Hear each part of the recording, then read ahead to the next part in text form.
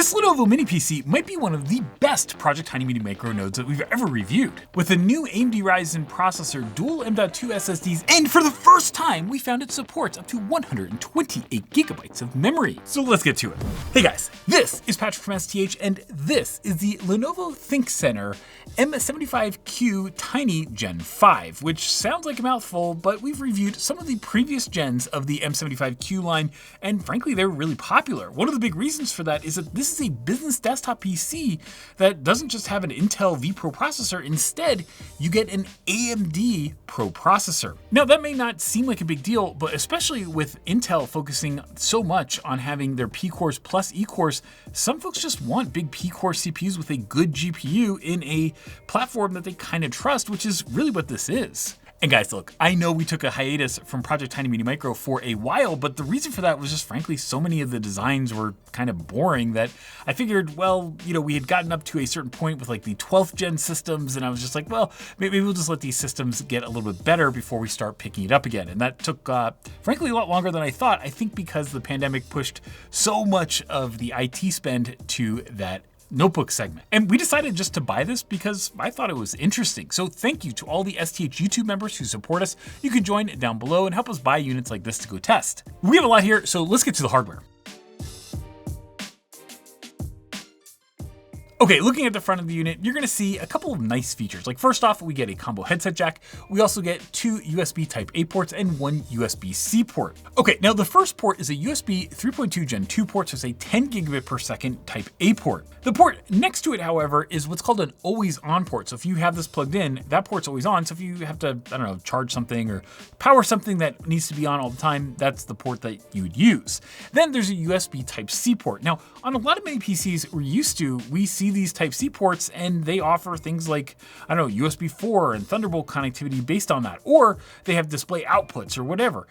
This frankly doesn't, which kind of stinks. It's only a USB 3.2 Gen 2, so a 10 gigabit per second port. All of these are 10 gig ports, but on the other hand, I just wish that this had a display output or just had something extra to it other than just being the lone Type C port. And of course, there's also a little power button. Turning to the rear of the system, we have our Lenovo power input. Now this may look a little weird compared to a DC power input, but it's just a standard Lenovo power, like rectangle power input. So if you have a laptop adapter, we used another one, which was a 135 watt adapter with this just because, well, we had it. And so we just wanted to try it out. And of course it worked. Next to that, we get a DisplayPort 1.4a, followed by a USB Type A port. That is a USB 3.2 Gen 2 port, also a 10 gig port. Next to that, we get an HDMI port, and then we get 3 USB Type A ports, but these are not 10 gig ports. Again, I kind of wish that this had a little bit more USB connectivity. And of course, because this is a corporate PC, this has AMD Dash, you can do that remote manageability, but you only get a 1 gig port. You don't get 2.5 gig, and that's just kind of a bummer. I wish this was a 2.5 gig port, just be a little bit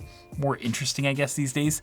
And then next to that, we have a Wi-Fi antenna header. And so Lenovo gives you the little Wi-Fi antenna that you screw onto the back here. And we'll show you the other one when we get inside, but if you really wanted to go and have a second antenna or something like that, you could do that. There's another little punch out spot on the other side. Now, speaking of punch outs, you're gonna notice that we have another feature here, and that is a display port. So we have another display port, which is our third output, and then there's another spot. So if you have a display port here, I think you can only put like a serial port in the second one.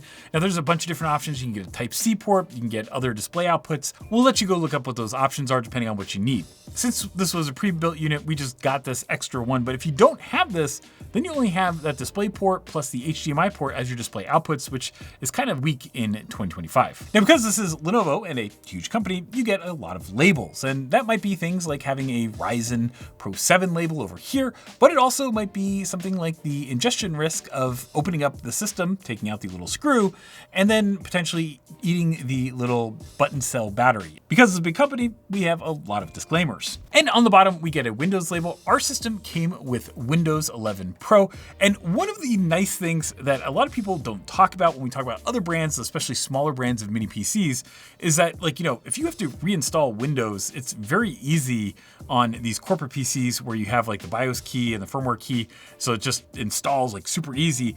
When you have things like a Minis forum or a B-Link or something like that, a lot of times you have to go through a pretty rough installation process that makes you kind of wonder, like, why. Now, I'm not going to go there, but I'm just going to say that with Lenovo, at least you know that you have a reasonable expectation that you're going to get a correctly licensed Windows 11 Pro versus other things out there. By the way, I will point out that Lenovo offers other things like you could get Ubuntu Linux on this and other OS options. We'll let you go look those up. We did put Proxmox on this and it totally works. So if you want to make this into a virtualization server, you totally can. And if you were configuring a system, you might not want to go and pay for a Windows license. So you might select one of the other options that's less costly to drive down the price of the system. Next, though, let's get inside because I think that's where the real magic happens.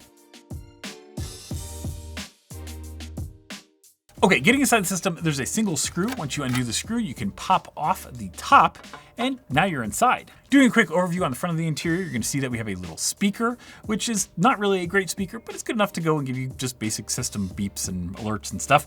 And then on the other side, you're gonna see that we have our other Wi-Fi antenna. Now, once we get inside the system, you're gonna see something that's very different from some of the other Lenovo units that we've looked at previously. And the obvious thing is the fact that this looks a lot more like an HP system or a Dell system, or just the layout is changed. And the most significant way it's changed is that the memory and the SSDs are no longer accessible via a back panel. Instead, they're just all part of this front part right here. So let's go through this and I'm gonna talk about some of the implications as we go. Now, under this heatsink, we have an AMD Ryzen Pro 7 8700GE, which means that we have an 8-core Zen 4 processor with 16 threads, and it's a 35-watt TDP processor, which is pretty awesome when you think about how much compute is in here. Now, we've seen 8-core processors for generations with AMD, especially in this form factor. And if you were to compare something like a Gen 1, Gen 2 to this Gen 5, what you would see is that the new processor has the AMD Radeon 780M graphics, which you can look up online,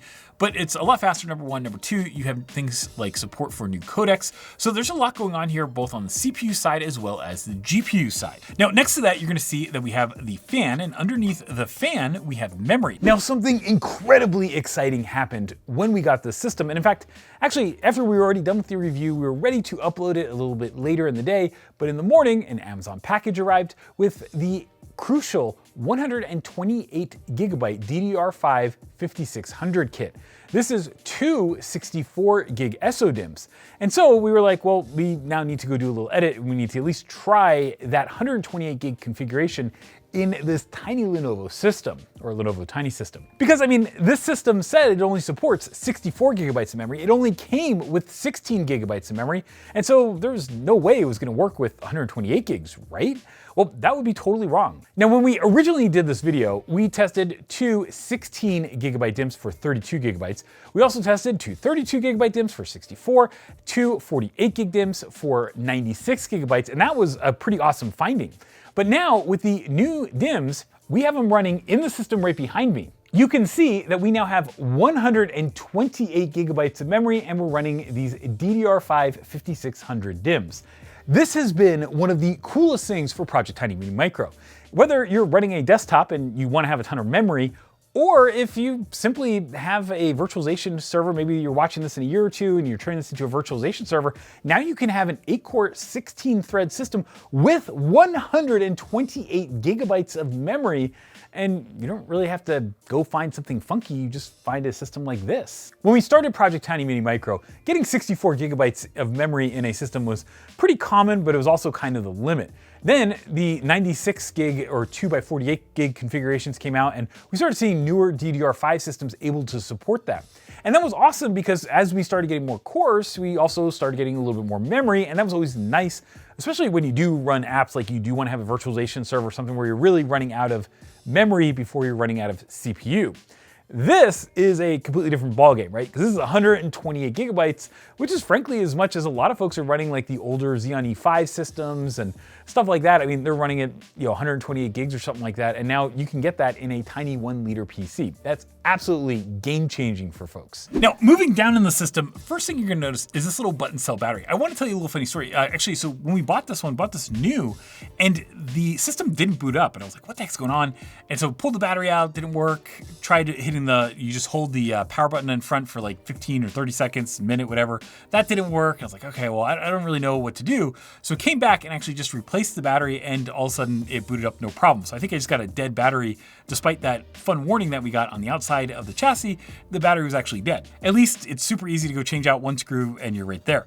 Now, the other thing you'll notice is that over here, we have our DisplayPort little board that powers our optional board slot. And so we have that installed in the system. And then we have our 2 SSD slots. Now these are two M.2 slots, and you'll see that we have a 512 gig Samsung SSD here. And if you want to install a second SSD, you can just plop in this M.2 slot. One of the nice features that Lenovo has is that they have a toolless setup. So you just plop this little clip in and you're ready to go. You don't have to fumble around with a little tiny screw or anything. It's all toolless, which I love. Now this is a big difference because the memory and the M.2 SSDs used to be on the back of these systems, but for some reason they're now on the front. One of the advantages though is that if you did want to have something like a heatsink on your M.2 SSD, you can now do that. Something that you'll notice though is that SATA 1, the header is just not populated in our system. So our system does not have the ability to go and put an extra SATA SSD here. It's just a bummer that it's not populated and we don't have a little toolless tray here because that just adds a little extra capability by having a third drive slot. Now, the final feature I want to point out is that we have a RZ616, which is a Wi-Fi 6E card. So the system has both Wi-Fi 6E as well as Bluetooth. You can see that we have the little antenna leads and a little retention bracket, but then we have the ability to go and add different antenna configurations if you really want that in your system. Now, at this point, you might be thinking to yourself, hey, if I had an M.2 SSD and I only wanted to use one SSD, but I wanted to use the M.2 slot for something different like a 10 gig or 5 gig card, could I do that? And the answer is we tried it and yes, you can. We've reviewed a number of those on the STH main site, so we'll just let you go look those up. With that though, let's get to performance.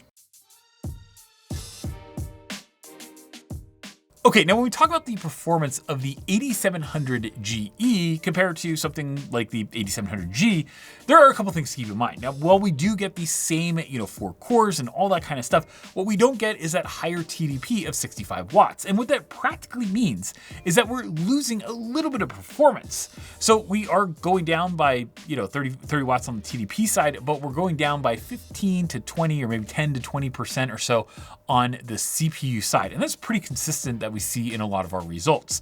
Now, the other thing that we see is the fact that this on the GPU side, well, you can actually play pretty decent little games and stuff like that. If you wanted to on this, we'll let you go look up, whatever game you want to play and the 780M graphics. The couple of things I would say is for esports titles, I think you're okay on this, especially at 1080 and maybe even 4K. But where you will run into challenges is just because this is a 35 watt TDP part, there's only so much power to go around. And so at some point, the SoC has to decide, am I going to give the CPU cores power or the GPU cores power? And you can see, 15 to 25% lower GPU performance just because of that. But at least in this generation, you have a pretty strong starting point with nice cores as well as the 780M graphics. Of course, next, I think we need to talk about power consumption. So let's get to that. Now at idle, we saw the system running somewhere in that 5 to maybe 15 watt range. And frankly, I don't know if it was just the Lenovo Windows 11 installation or what have you, but it was jumping around quite a bit. Now this system generally ran in that 34 to 36 dBA range in our 34 dBA noise floor studio. So overall, I mean, this thing could be sitting next to your desk and you just don't really hear it, especially at idle. Now, when we loaded the system up and we just kind of let it go, the first 30 seconds or so were pretty non-eventful. It just kind of started using in that 62 to 65 watt range, and you didn't really hear it ramp up that much. It maybe got to like 38, 39 dBA, still very quiet. But over about 2 minutes or so, you'd see that power consumption still in that maybe 63 to 65 watt range, but the noise level all of a sudden was over 40 dBA. And so frankly, if you're gonna run this thing at 100%, yeah, you're gonna hear it. And by the way, where we saw that most was when we started to try playing like games and stuff on this. You can, because you have the 780M and that's a decent integrated GPU. But on the flip side, you still get stuck with that 35 watt TDP power limit, and then you have the rest of the system, of course, as well. But that does mean that you're using a lot of the compute resources, which then gets you to that high power level, and you start hearing the noise. And a lot of the other mini PCs that we see with like 8-core, 16-thread CPUs, and a lot of the faster mini PCs, if you go faster than this, you're probably going to be using something like 90 to 120 watts. So something that's just over 60 watts max is frankly pretty low power these days. With that, let's get to our key lessons learned. First off, we purchased the system. It was about $830. We didn't really get a great discount or anything like that, but it was new and, okay, fine. If you go and you start looking for secondhand systems, and remember, these things get deployed by the thousands. So once they start hitting the secondary market, they tend to become a lot less expensive. And what you'll see is that we saw some units that were, when we were looking like $400, a little over that were a little bit lower spec than this. But because these things are kind of in that part of their life cycle where you can buy new ones, But you can also go and start finding some of the used ones. And so depending on how price sensitive you are, and if you want new versus used, that could be an option as well. Now, I think a lot of people immediately are gonna point out like, hey, can't you get other mini PCs much less expensive than that? And frankly, yeah, you can. Like, this is the MSA1 or whatever, the minis forum. And you're gonna see that this is a similar, but frankly, a larger form factor than the Lenovo Tiny. There are other things though, like this uses more power. And frankly, when it comes to warranty and support, just remember that with a Lenovo system, they will literally send somebody out to go and change out your system and fix it for you. You can even have an option, which is usually a couple of dollars, to keep your old SSD just in case something fails. So that way for data security, you don't have to send that back. And there are other things too, like Lenovo has a line of monitors that you can use with these, and mounting options, and an entire ecosystem around these tiny systems. Now, this dual 64 gig or 128 gig kit from Crucial costs somewhere in that $360, $375 range. We've purchased 2 of them now on Amazon, and they've been in that range. They haven't come down in slightly in price. Now, just keep in mind that the 48 gigabyte kit tends to cost a little over $200 sometimes, and maybe a little bit more than that, but you're still talking about a pretty steep premium. We're talking a 33% increase in memory capacity, but we're also talking about somewhere between 75% more and 100% more cost on the SODIMMs. So this is definitely not for everybody, but if you do want to go to 128 gigabytes of memory, this is now an option, and that just hasn't been possible before. And the final thing I'll point out is the fact that this Lenovo system is super easy to service. Once you get that back screw off, you can do the RAM and SSDs without having to do any other screws. You can also go and change out the pretty much any other component with only 1 to 4 screws. So it's very easy to go and change out and just service the system. When you get to MSA1, it's nowhere near as good in terms of serviceability, right? On the other hand, if you look at the I/O on the MSA1, frankly, this is a really cool I/O that I wish you replicated on the Tiny series. Just something just a little bit newer and cooler, because it's just kind of starting to feel a little bit old. Like, give us at least 1 2.5 gig Ethernet. And hey guys, it was awesome to get to do Project TinyMiniMicro again and really look at a system that I think is a lot better. A lot of folks had asked us when we did our original Project TinyMiniMicro series starting with the pandemic, hey, what about gaming? And back then it was really gaming on like old Intel iGPUs, which just was horrible. Now you have something that is a good, frankly, integrated GPU in the 780M. You also have a good CPU, and that's a nice mix. Now, it's definitely not the highest end you can get. You can get more cores nowadays. You can get higher end iGPUs. You can get like the Ryzen AI series, and not this form factor, but in other mini PCs. So there are a lot of options out there. But on the other hand, I think this is a very strong one, especially if you are in the Lenovo ecosystem. And, if you just want something inexpensive and you're watching this video in like 3 years, I think this is going to be a really good little mini PC. And hey guys, I hope you like this look at the M75Q Tiny Gen 5. If you did, well, why don't you share it with your friends and colleagues, but also give it a like, click subscribe, and turn on those notifications to see whenever we come out with great new videos. As always, thanks for watching and have an awesome day.